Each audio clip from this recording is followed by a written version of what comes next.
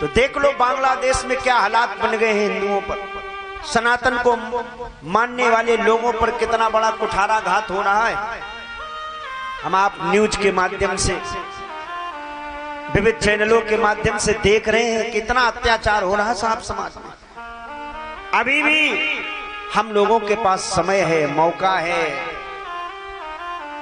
अभी भी अगर इसमें लड़ते झगड़ते रहे, हम पंडित जी, हम ठाकुर जी, हम यादव जी, हम वर्मा जी, हम शर्मा जी, हम पाल जी, हम गौतम जी, हम कमल जी, हम दिवाकर जी, ये जी वो जी, लेकिन उनका फंडा क्या है?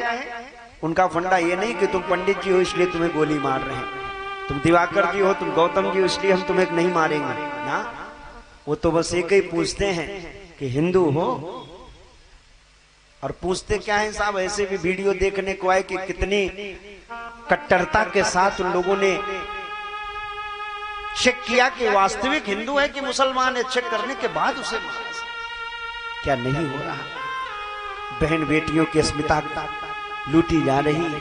उस पिता से पूछो जिसके सामने उसकी बेटी की इज्जत को तार तार किया गया हो, उस पति से पूछो जिसके सामने उसकी पत्नी की इज्जत को तार तार किया गया हो, उस बहन पर क्या गुजर रही होगी जिसको भाई के सामने ही दरिंदों ने उसकी अस्मिता को लूट लिया हो।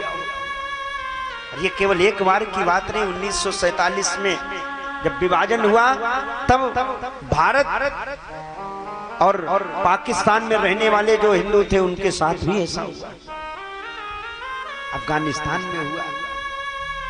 और हम केवल इसमें रहते हैं कि हम पर कुछ होगा तब देखा जाएगा। वास्तविकता तो ये है कि कब आग जब लगती है ना, आग लगते हुए किसी ने देखा हो तो उसे पता होगा। एक गांव के छोर से आग लगती है तो पूरा गांव टूट पड़ता था कि भाई आग बुझाओ।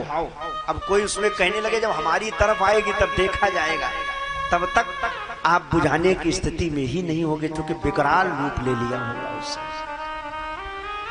और मैं तो एक बात कह देता हूं, वर्तमान समय में भारत इस राष्ट्र को बाहरी लोगों से उतना भय नहीं है, क्योंकि हमारी यहाँ की 3 प्रकार की सेनाएं, जल सेना, थल सेना, वायु सेना, एयरफोर्स, नेवी और आर्मी, तीनों पूरी कमांड संभाल करके और बॉर्डर पर लगी हुई है मुस्तैदी के साथ। तमाम तरीके की उनकी सुविधाएं बढ़ गई हैं, बुलेट प्रूफ गाड़ियां मिल गई, बुलेट प्रूफ जैकेट मिल गई है, और बहुत से मिराज तमाम तरीके के ऐसे जो लड़ाकू विमान है वो उन्हें प्राप्त हो गए, मैक 25 आदि आदि तमाम तरीके की मिसाइलें।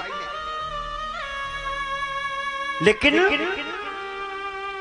बाहरी बॉर्डर पर संभालने के लिए हमारी फोर्स लगी हुई है, लेकिन जो घरों के अंदर बैठे हैं, एक छोटा सा मैं आपको उदाहरण दूं। हनुमान जी महाराज जिस समय सुंदरकांड में लंका में गए तो क्या देख रहे हैं?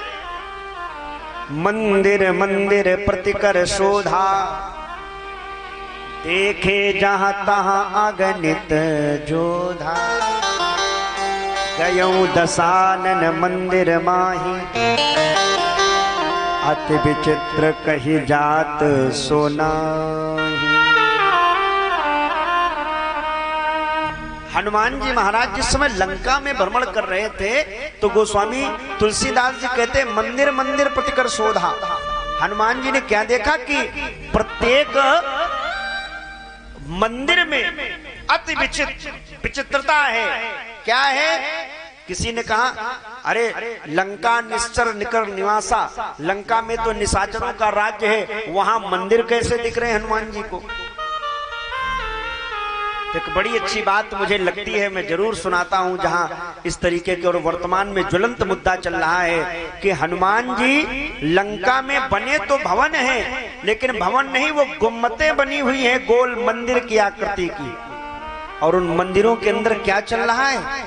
उन गोल गोल गुम्मतों के अंदर, उनको हम मंदिर नहीं कहेंगे, वर्तमान समय की स्थिति है कि गुम्मतें बना करके उसके अंदर आतंकवाद को बढ़ावा दिया जा रहा है। बड़े बड़े, अगर आज भी हमारी सेना अगर वहां पर जाकर के छानबीन करे तो वहां क्या निकलता है? बड़े बड़े औजार, हथियार, तमाम तरीके की बारूदें और ऐसी ऐसी वहां मिशनरियां काम कर रही लगातार, जो हमारे देश को खोखला करने के लिए लगी। बाहरी शक्तियों से निपटने के लिए सेना है, लेकिन जो भीतर घाती लोग बैठे हैं, जो अंदर देश को जो खत्म करने की फिराक में, इनसे निपटने की हमें खुद में जरूरत है। हमें क्या करना है? हमें स्वयं में सावधान होना है, मोहल्ले वालों को सजग करना है। और मैं तो धन्यवाद देता हूं हमारे दीपक मिश्रा जी का, जिन्होंने ऐसा सुंदर महादेव का मंदिर बना करके, और कम से कम इसी बहाने, भले ही प्रसाद का लालच रहता हो, लेकिन प्रतिदिन 8 बजे रात्रि में यहाँ पर कम से कम 500 से 1000 लोगों की भीड़ लगती है। ये क्या है? यही और ये आवश्यकता है। आज समाज में, मोहल्ले में आवश्यकता है कि प्रत्येक मोहल्ले में, प्रत्येक क्षेत्र में चाहिए कि सप्ताह में एक दिन ऐसा सुनिश्चित कर लें कि हम 100, 200, 400 लोग बैठ करके, या 1 लोग 2 लोगों से शुरू होगा, एक न एक दिन वो सर्कल बढ़ता चला जाएगा। चेन सिस्टम मानो, 2 आप जोड़ो, 2 फिर और वो जोड़े, ऐसे जोड़ करके संगठित होना प्रारंभ करो। ये राजनीति, वोट बैंकिंग की चलती रहेगी, हम इस पार्टी के, तुम उस पार्टी के, सब चलता रहेगा, लेकिन जब ऐसी कोई स्थितियां बनेंगी तो कोई पार्टी दिखाई नहीं पड़ेगी। ये सब रफू चक्कर हो जाएंगे पैसा ले करके। बोलो जय जय श्री राम।